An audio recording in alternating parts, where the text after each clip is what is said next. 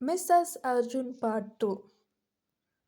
Subscribe ಆಗಿ ನಮ್ಮ ಚಾನಲ್ಗೆ ಪ್ಲೀಸ್. ಅರ್ಜುನನ ತಾಯಿ ಸತ್ಯವತಿ, ದೀಕ್ಷಿತಾಳ ತಂದೆ ಅರುಣಾಚಲನ ಪ್ರೀತಿಯ ತಂಗಿ. ತಂದೆ ತಾಯಿ ಇಬ್ಬರು ಚಿಕ್ಕ ವಯಸ್ಸಿನಲ್ಲೇ ತೀರ್ಕೊಂಡಿದ್ರಿಂದ ಅರುಣಾಚಲ ತನ್ನ ತಂಗಿಯನ್ನ ಮಗಳಿಗಿಂತ ಹೆಚ್ಚಾಗಿ ಸಲಹಿದ್ದ. ಶ್ರೀಮಂತ ಕುಟುಂಬದ ಆಸ್ತಿಪಾಸ್ತಿಯನ್ನ ಸಂಬಂಧಿಕರ ಸಂಚಿನಿಂದ ಕಾಪಾಡಿಕೊಳ್ಳುತ್ತಾ ತಂಗಿಯ ಓದು ಬರಹಕ್ಕೆ ಯಾವುದೇ ರೀತಿಯ ತೊಂದರೆಯಾಗದಂತೆ ನೋಡ್ಕೊಂಡು ಬಂದಿದ್ದ. ತನ್ನ ಸ್ನೇಹಿತ ಮಾಣಿಕಂನ ಸಹೋದರಿ ನಂದಿನಿಯನ್ನೇ ಅರುಣಾಚಲ ಮದುವೆ ಕೂಡ ಆದ. ಮಾಣಿಕಂ ಮತ್ತು ಅವನ ತಂದೆ ಪಾಂಡ್ಯನ್ ನೀಡಿದಂತಹ ಬೆಂಬಲದಿಂದಾಗಿ ಅವರ ಸ್ನೇಹ ಮತ್ತು ಸಂಬಂಧ ಅನ್ನುವಂತಹದ್ದು ಇನ್ನಷ್ಟು ಗಟ್ಟಿಯಾಗಿ ಇತ್ತು. ಸತ್ಯವತಿ ಪದವಿ ಮುಗಿಸಿದಾಗಿಂದಲೂ ಕೂಡ ಅರುಣಾಚಲ ಅವಳಿಗೆ ಒಬ್ಬ ಯೋಗ್ಯ ವರನನ್ನ ಹುಡುಕ್ತಾನೆ ಇದ್ದ. ಆದ್ರೆ ಅವಳ ಮನಸ್ಸಿನಲ್ಲಿದ್ದ ದುಃಖ ಆ ಸೋದರನಿಗೆ ತಿಳಿಲೇ ಇಲ್ಲ ಅನ್ಸುತ್ತೆ. ಸತ್ಯವತಿ ಉನ್ನತ ವ್ಯಾಸಂಗಕ್ಕಾಗಿ ಲಂಡನ್ಗೆ ಹೋಗಿದ್ಲಲ್ವಾ, ಅಲ್ಲಿ ಅವಳಿಗೆ ಕಾರ್ತಿಕೇಯನ ಪರಿಚಯವಾಗತ್ತೆ. ಸ್ನೇಹ ಪ್ರೀತಿಗೆ ತಿರುಗಿ ಭಾವನೆಗಳ ಭಾರದಲ್ಲಿ ಅವರಿಬ್ಬರು ದೈಹಿಕವಾಗಿ ಒಂದಾಗಿ ಏನೇನೋ ಆಗ್ಬಿಟ್ಟಿತ್ತಪ್ಪ. ಅದರ ಫಲವಾಗಿ ಅರ್ಜುನ್ ಸತ್ಯವತಿಯ ಗರ್ಭದಲ್ಲಿ ಬೆಳೆಯತೊಡಗಿದ್ದ.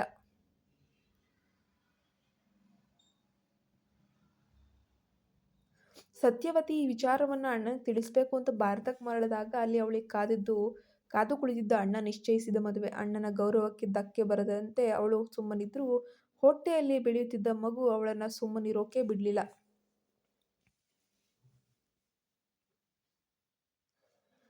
ಕೊನೆಗೆ ಮದುವೆಯ ದಿನ ಕಾರ್ತಿಕೇಯ ಭಾರತಕ್ಕೆ ಬರ್ತಾನೆ. ಅವಳನ್ನ ಕರೆದಾಗ ಸತ್ಯವತಿ ಮರು ಮಾತನಾಡದೆ ಅವನೊಂದಿಗೆ ಹೊರಟು ಹೋದ್ಲು. ಇದರಿಂದ ಅಣ್ಣ ಅರುಣಾಚಲನಿಗೆ ಗ್ರಾಮಸ್ಥರ ಮುಂದೆ ತಲೆ ತಗ್ಗಿಸುವಂತಾಗತ್ತೆ. ತಂಗಿಯ ಈ ದ್ರೋಹ ಅವನನ್ನ ಕ್ರೋಧದ ಕಟ್ಟೆ ಹೊಡೆಯುವಂತೆ ಮಾಡತ್ತೆ. ಅದೇ ಆಕೆಯ ಸಂಬಂಧವನ್ನೇ ಕಡಿದುಕೊಂಡ. ಹೀಗೆ ಸುಮಾರು ವರ್ಷಗಳೇ ಉರುಳಿದ್ವು. ಅರ್ಜುನನಿಗೆ ಈಗ 24 ವರ್ಷ ವಯಸ್ಸು ಕೂಡ ಆಗಿದೆ. ಆತ ಅಮೆರಿಕದಲ್ಲಿ ಓದ್ತಿದ್ದಾಗ ಸುಭದ್ರ ಎಂಬಾಕೆಯನ್ನ ಪ್ರೀತಿಸ್ತಾ ಇದ್ದ. ಇತ್ತ ಚೆನ್ನೈನಲ್ಲಿ ಸತ್ಯವತಿ ಅನಾರೋಗ್ಯದಿಂದ ಹಾಸಿಗೆಯನ್ನ ಕೂಡ ಹಿಡಿದ್ಬಿಟ್ಟಿದ್ಲು. ಮಗನನ್ನ ಕಾರ್ತಿಕೇಯ ಕರೆಸಿಕೊಂಡ್ರು. ಸತ್ಯವತಿಯ ಮನಸ್ಸಿನಲ್ಲಿ ತಾನು ಅಣ್ಣನಿಗೆ ಮಾಡಿದ ದ್ರೋಹದ ಅಪರಾಧ ಅನ್ನೋದು ಪ್ರಜ್ಞೆ ಕಾಡ್ತಾನೆ ಇತ್ತು. ಅದು ಇವತ್ತಿನ ಪ್ರಜ್ಞೆ ಕಾಡ್ತಾ ಇಲ್ಲ. ಸುಮಾರು 25 ವರ್ಷಗಳಿಂದ ಆಕೆ ಅದೇ ಒಂದು ನೋವಿನಲ್ಲೇ ಇದ್ದಾಳೆ. ಇನ್ನೊಂದೆಡೆ ಅರುಣಾಚಲನ ಪತ್ನಿ ನಂದಿನಿ ತುಂಬಾನೇ ಸ್ವಾರ್ಥಿ. ಅವರ ಮಗಳೇ ದೀಕ್ಷಿತ ಚಂದದ ಹುಡುಗಿ. ನಂದಿನಿ ತನ್ನ ಮಗಳನ್ನ ಅಧಿಕಾರ ಮತ್ತು ಸಂಪತ್ತಿರುವ ವಿಕ್ರಾಂತ್ಗೆ ಮದುವೆ ಮಾಡಿಕೊಳ್ಳಲು ಸಂಚು ಹೂಡಿದ್ಲು. ವಿಕ್ರಾಂತ್ ರಾಜಕೀಯ ಪ್ರಭಾವಿಯಾಗಿರುವ ಮನೆತನದವನು. ಆತ ಅಹಂಕಾರಿ, ಕಾಮುಕ ಎಂಬುದು ಗೊತ್ತಿದ್ರೂ ಕೂಡ ನಂದಿನಿ ಹಣದ ಆಸೆಗೆ ಬಿದ್ದಿದ್ಲು. ತನ್ನ ಮಗಳನ್ನೇ ಒಂದು ನರಕಕ್ಕೆ ದೂಡೋಕೆ ರೆಡಿ.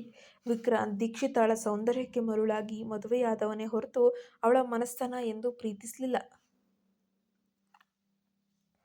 ತನ್ನ ಹಳೆಯ ಗೆಳತಿಯ ಬಗ್ಗೆ ದೀಕ್ಷಿತ ಪ್ರಶ್ನಿಸಿದ್ದಕ್ಕೆ ಆಕೆಯನ್ನು ದೈಹಿಕವಾಗಿ ಮತ್ತು ಮಾನಸಿಕವಾಗಿ ಹಿಂಸಿಸಲು ಶುರು ಮಾಡಿದ್ದ. ದೀಕ್ಷಿತ ತನ್ನ ನೋವನ್ನು ತಂದೆ ತಾಯಿಗೆ ಹೇಳಲಾಗದೆ ನರಳುತ್ತಾ ಇದ್ಲು. ಮದುವೆಯಾಗಿ ವರ್ಷ ಕಳೆಯುವುದರಲ್ಲಿ ಅವಳು ಗರ್ಭಿಣಿ ಕೂಡ ಆಗೋಗ್ತಾಳೆ. ಅದೇ ಸಮಯದಲ್ಲಿ ಅರ್ಜುನ್ ಕೂಡ ಭಾರತಕ್ಕೆ ಮರಳುತ್ತಾನೆ. ಸತ್ಯವತಿಯ ಕೊನೆಯ ದಿನಗಳು ಹತ್ತಿರವಾಗ್ತಾ ಇದ್ವು. ತಂಗಿಯ ಸ್ಥಿತಿ ಅರಿತ ಅರುಣಾಚಲ ತನ್ನ ಹೆಂಡತಿ ಮಗಳೊಂದಿಗೆ ಆಕೆಯನ್ನ ನೋಡೋಕೆ ಅಂತ ಹೇಳ್ಬಿಟ್ಟು ಆ ಸಮಯದಲ್ಲಿ ಬಂದಿದ್ದ. ಸತ್ಯವತಿ ಸಾಯುವ ಮೊದಲು ತನ್ನ ಮಗ ಅರ್ಜುನ್ ಮತ್ತು ದೀಕ್ಷಿತಾಳಿಗೆ ಮದುವೆ ಮಾಡಬೇಕಂತ ಹೇಳ್ಬಿಟ್ಟು ಹಠವನ್ನ ಹಿಡಿದ್ಲು. ಆಕೆಗೆ ದೀಕ್ಷಿತ ಈಗಾಗಲೇ ಮದುವೆಯಾಗಿರುವಂತಹ ವಿಷಯವನ್ನಾಗ್ಲಿ ಆಕೆಗೆ ತಿಳಿದಿರೋದಿಲ್ಲ. ಪರಿಸ್ಥಿತಿ ಕೈಮೀರುತ್ತಿದ್ದಾಗ ಅರ್ಜುನ್ ತನ್ನ ತಾಯಿಯ ಕೊನೆಯ ಆಸೆಗಾಗಿ ದೀಕ್ಷಿತಾಳ ಕೊರಳಿಗೆ ತಾಳಿ ಕಟ್ಟಿಯೇ ಬಿಟ್ಟ.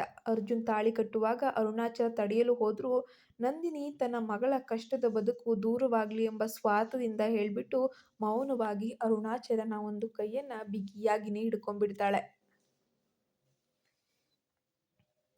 ಆದ್ರೆ ತಾಳಿ ಕಟ್ಟಿದ ನಂತರ ಅರುಣಾಚಲ ಸತ್ಯ ಹೇಳಿದಾಗ ಅರ್ಜುನನ ಪ್ರಪಂಚವೇ ಒಂದು ರೀತಿ ಕುಸಿದು ಹೋಗುತ್ತೆ. ಯಾರಿಗೆ ತಾನೇ ಅರ್ಗಿಸ್ಕೊಳಕ್ಕಾಗುತ್ತೆ? ದೀಕ್ಷಿತ ಈಗಾಗಲೇ ಮದುವೆಯಾಗ್ಬಿಟ್ಟಿದ್ದಾಳೆ. ಅವಳು ಗರ್ಭಿಣಿ ಎಂಬ ಸತ್ಯ ಕೇಳಿ ಅರ್ಜುನನ ತಂದೆ ಕಾರ್ತಿಕೇಯ ಕೂಡ ಆಘಾತಕ್ಕೆ ಒಳಗಾಗ್ತಾರೆ. ಆದ್ರೂ ಕೂಡ ಕಾರ್ತಿಕೇಯ ಒಬ್ಬ ಸುಸಜ್ಜಿತವಾದ ಒಳ್ಳೆ ಮನುಷ್ಯ. ದೀಕ್ಷಿತಾಳನ್ನ ಸೊಸೆಯಾಗಿ ಸ್ವೀಕರಿಸ್ತಾರೆ. ಆದ್ರೆ ಅರ್ಜುನ್ ತನ್ನ ಪ್ರೇಯಸಿ ಸುಭದ್ರಾಳ ಕಣ್ಣೆದುರೇ ಇನ್ನೊಬ್ಬಳ ಕೊರಳಿಗೆ ತಾಳಿ ಕಟ್ಟಿದ ನೋವು ಅವನನ್ನ ದಹಿಸ್ತಾ ಇತ್ತು. ಅದರಲ್ಲೂ ಕೂಡ ಸೆಕೆಂಡ್ ಹ್ಯಾಂಡ್ಲು. ಆ ದಿನವೇ ಸುಭದ್ರ ಅವನ ಬದುಕಿನಿಂದ ದೂರ ಆಗ್ಬಿಡ್ತಾಳೆ. ಪ್ರಸ್ತುತದಲ್ಲಿ ಅರ್ಜುನ್ ಕೈಯಲ್ಲಿದ್ದ ವೈನ್ ಗ್ಲಾಸ್ ಅವನ ಕೋಪದ ಒತ್ತಡಕ್ಕೆ ಚೂರಾಗಿ ಹೊಡೀತು. ಆಗ್ಲೇ ದೀಕ್ಷಿತಾ ಕಾಫಿ ಕಪ್ಪನ್ನು ಹಿಡಿದು ಕೋಣೆಯೊಳಗೆ ಬರ್ತಾ ಇದ್ದಾಳೆ. ಅರ್ಜುನನ ಕೆಂಪಾದ ಕಣ್ಣುಗಳನ್ನು ನೋಡಿ ಅವಳು ಭಯದಿಂದ ಹಿಂದಕ್ಕೆ ಸರಿತಾಳೆ. ಕಪ್ ಮೇಜಿನ ಮೇಲೆ ಇಟ್ಟು ಓಡಲು ಪ್ರಯತ್ನಿಸಿದಾಗ ಅರ್ಜುನ್ ಅವಳ ಕೂದಲನ್ನ ಹಿಡಿದು ಗೋಡೆಗೆ ಅದುಮ್ತಾನೆ. ಬಿಡಿ ಪ್ಲೀಸ್, ನೋವಾಗ್ತಿದೆ ನನಗೆ ಅರ್ಜುನ್. ಅವಳು ನರಳಿದ್ಲು. ಅವಳ ಹೆಸರನ್ನ ಹೇಳಲು ಬಿಡದೆ ಆತ ಅವಳ ಮುಖವನ್ನು ಗೋಡೆಗೇನೆ ಅಪ್ಪಳಿಸ್ಬಿಡ್ತಾನೆ. ಆಕೆಯ ಕಣ್ಣೀರು ಕೆನ್ನೆ ಮೇಲೆ ಹರಿತಾನೆ ಇತ್ತು. ನೋವಾಗ್ತಿದೆಯಾ?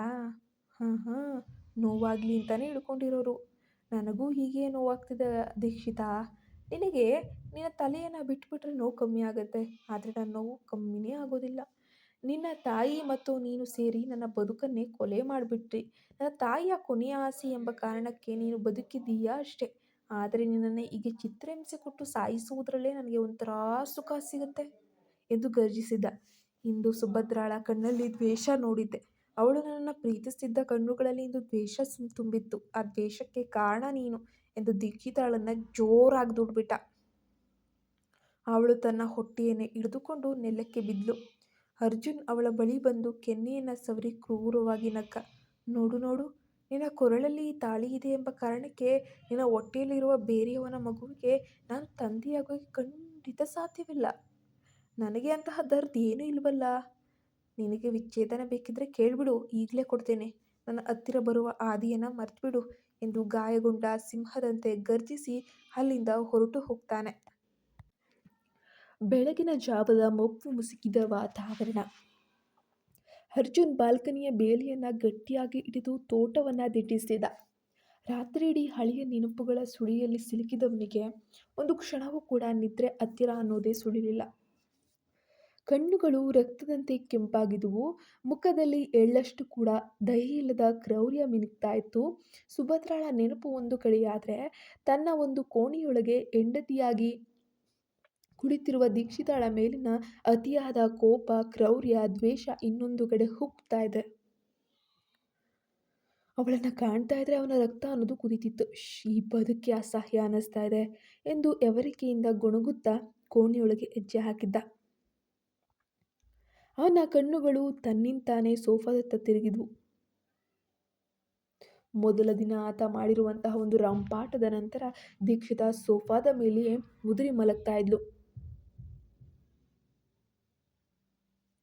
ಮಾನವೀಯತೆಯ ದೃಷ್ಟಿಯಿಂದಲಾದರೂ ಅವಳನ್ನು ಎಬ್ಬಿಸಬೇಕೆಂದು ಒಂದು ಕ್ಷಣ ಅನ್ನಿಸಿದರೂ ತಕ್ಷಣವೇ ಅವನೊಳಗಿನ ಅಹಂ ಅನ್ನೋದು ಅವಳನ್ನು ದ್ವೇಷಿಸಲು ನೂರಾರು ಕಾರಣಗಳನ್ನು ಮುಂದಿಡ್ತಾ ಹೋಗುತ್ತೆ. ಅಷ್ಟರಲ್ಲಿ ಬಾತ್ರೂಮ್ ಬಾಗಿಲು ತೆರೆದ ಶಬ್ದ ಆಯಿತು. ಹೊರಬಂದ ದೀಕ್ಷಿತಾ ಅರ್ಜುನನ್ನು ನೋಡಿ ಬೆಚ್ಚಿ ಬಿದ್ದುಬಿಡ್ತಾಳೆ. ಅವಳ ಕಣ್ಣಲ್ಲಿ ಈಗ ಅತೀವವಾದ ನಡುಕ, ಭಯವಿತ್ತು. ಆದರೆ ಅರ್ಜುನ್ ಏನು ಮಾತಾಡದೆ ಅವಳನ್ನು ಸೀಳಿ ನೋಡುತ್ತಾ ಬಾತ್ರೂಮ್ ಒಳಗೆ ನುಗ್ಗಿದ್ದ. ದೀಕ್ಷಿತಾ ನೆಮ್ಮದಿಯ ನಿಟ್ಟುಸಿರು ಬಿಟ್ಟು ಆತ ಹೊರಬರುವ ಮೊದಲೇ ಕೆಳಗೆ ನೋಡಿದ್ಲು. ಡೈನಿಂಗ್ ಟೇಬಲ್ ಬಳಿ ಅರ್ಜುನ್ನು ತನ್ನ ರೋಲೆಕ್ಸ್ ಗಡಿಯಾರದಲ್ಲಿ ಸಮಯ ನೋಡುತ್ತಾ ಕುಳಿತಿದ್ದ. ಅಲ್ಲಿ ತನಗಾಗಿ ಉಪಹಾರ ಸಿದ್ಧಪಡಿಸಿದ್ದ ದೀಕ್ಷಿತಾಳನ್ನು ನೋಡಿದಾಗ ಅವನ ತುಟಿಗಳಲ್ಲಿ ವ್ಯಂಗ್ಯದ ನಗು ಮೂಡುತ್ತೆ. ಆತ ಬರುವುದನ್ನು ಕಂಡು ದೀಕ್ಷಿತಾ ಅಲ್ಲಿಂದ ಸರಿಯಲು ಪ್ರಯತ್ನ ಕೂಡ ಮಾಡ್ತಾಳೆ. ಮಿಸ್ ದೀಕ್ಷಿತಾ. ಅರ್ಜುನನ ಕಟುವಾದ ಧ್ವನಿಗೆ ಅವಳು ಇದ್ದ ಜಾಗದಲ್ಲೇ ಮರಗಟ್ಟಿದಂತೆ ನಿಂತು ಬಿಡ್ತಾಳೆ. ಅವನ ಮುಖ ನೋಡುವ ಧೈರ್ಯ ಖಂಡಿತ ಅವಳಿಗೆ ಇರಲಿಲ್ಲ.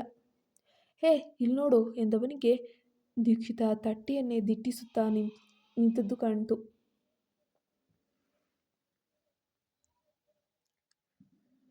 ಅವಳು ನಡುಗುವಂತಹ ಕೈಗಳಿಂದ ಅವನ ಮುಂದಿದ್ದ ತಟ್ಟೆಗೆ ತಿಂಡಿ ಬಡಿಸಿ ತಲೆಯನ್ನು ಕೂಡ ತಗ್ಗಿಸ್ತಾಳೆ.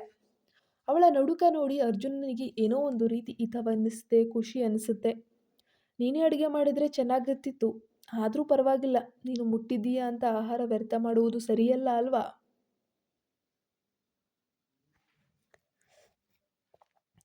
ಎಂದವನೇ ಹಠಾತ್ತನೆ ಅವಳ ಕೈಯಲ್ಲಿದ್ದ ತಟ್ಟೆಯನ್ನು ಜೋರಾಗಿ ತಳ್ದ.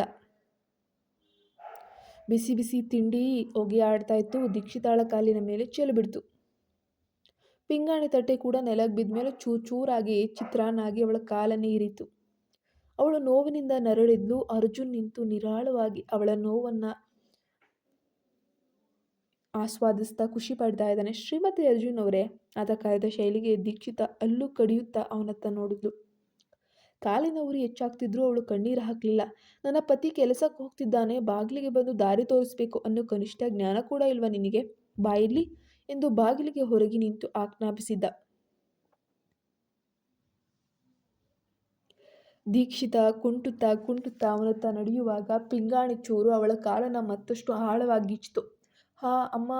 ಅವಳ ಬಾಯಿಂದ ಕಿರುಚಾಟ ಹೊರಬಂತು. ಶೂ, ಸದ್ದು ಮಾಡಬೇಡ. ಇದೆಲ್ಲ ನಾನೇನು ಮಾಡಿಲ್ಲ ಮೇಡಮ್, ಎಲ್ಲೋ ವಿಧಿ ಆಟ ನೋಡಿ.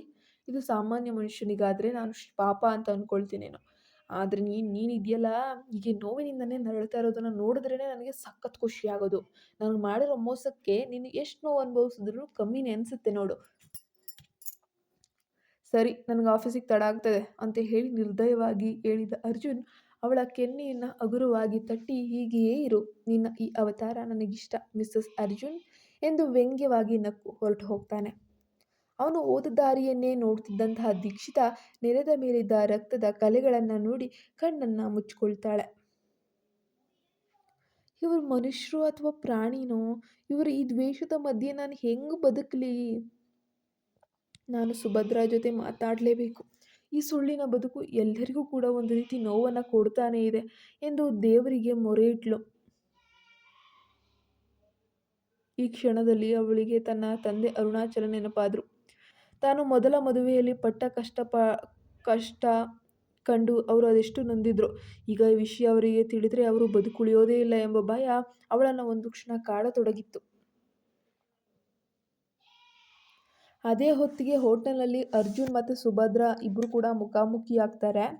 ಅದು ಬಿಸ್ನೆಸ್ ಮೀಟಿಂಗ್ ಆಗಿದ್ರೂ ಕೂಡ ಇಬ್ಬರ ಮನಸ್ಸಿನಲ್ಲಿ ಬೇರೆಯದೇ ತುಮಲವಿತ್ತು. ಪಾಪ, ಎಷ್ಟೇ ಆದರೂ ಪ್ರೀತಿ ಮಾಡಿದವ್ರು ಬೇರೆಯಾದಾಗ ಆ ನೋವು ಏನಂತ ಕೇವಲ ಪ್ರೀತಿ ಮಾಡಿದವರಿಗೆ ಮಾತ್ರ ಗೊತ್ತಾಗತ್ತೆ. ಯಾದವ್ ಪ್ಲೀಸ್.